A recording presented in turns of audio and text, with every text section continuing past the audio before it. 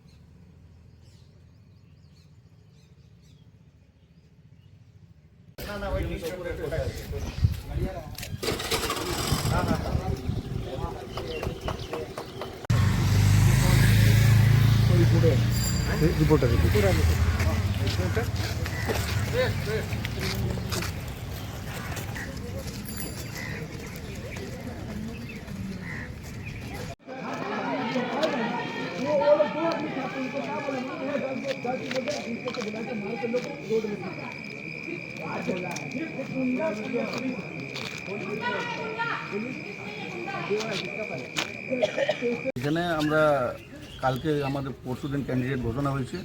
ঘোষণা হওয়ার পর আমাদের দেয়াল লেখন শুরু হয়। দেয়াল লেখনের পর আমরা আজ সকালে আমাদের এই কর্মী দেখতে পাই যে আমাদের ক্যান্ডিডেটের যে প্রার্থী তার গায়ে গোবর একটা ছিটিয়ে দেওয়া হয়েছে দেয়ালটাতে প্রার্থীর নামে। যে বা যারাই করুক এটা খুবই খারাপ করেছে। রাজনৈতিকভাবে লড়াই করতে আমরা প্রস্তুত, আমরা রেডি আছি, কিন্তু এই নোংরা রাজনীতিতে আমরা বিশ্বাস করি না। যদি লড়াই করার ইচ্ছা থাকে সামনে থেকে লড়াই করুক, আমরা প্রস্তুত আছি। আমরা এটাকে এখন কমপ্লেন করব থানায় জানাচ্ছি, তবে পুলিশ যেভাবে প্রশাসনিকভাবে স্টেপ নেবে। দেখে কি মনে হচ্ছে? দেখে তো মনে হচ্ছে কোনো এটা বিরোধী রাজনীতি যারা করছে, বিজেপি সিপিএম, তারা এই নোংরা রাজনীতিটা করেছে, আবার কে করবে তাছাড়া। আপনার পরিচয়? রাতের অন্ধকারে আমি অঞ্চল সভাপতি জগন্নাথ সিং।